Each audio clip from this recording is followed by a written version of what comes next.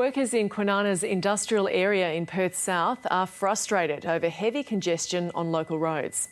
For some, the commute home takes over an hour due to bottlenecks and pressure points as workforces increase amid limited housing.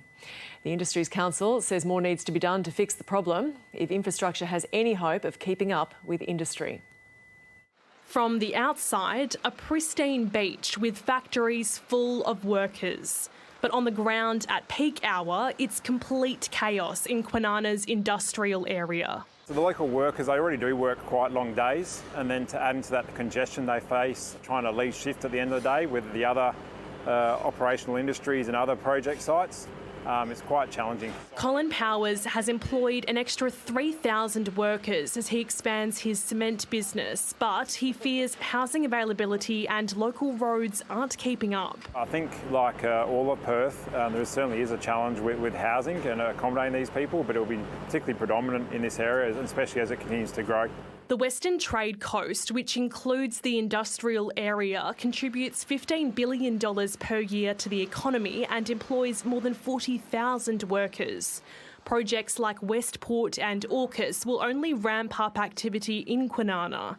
Like other parts of Perth, housing is limited and also defined within a strict buffer zone.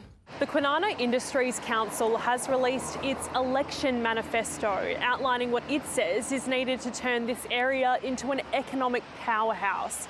But it needs a lot of support from the state government. We're saying to the state government that for those opportunities to be properly realised, there needs to be significant investment, particularly in things like roads, railways, land, all of those building blocks that will allow industry to thrive. There's going to need to be continued investment around that strategic industrial area, making sure we maximise the use of the land there. The opposition is promising a 10-year infrastructure pipeline if it forms government next year, an area pushing to reach its full potential. Courtney Withers, ABC News.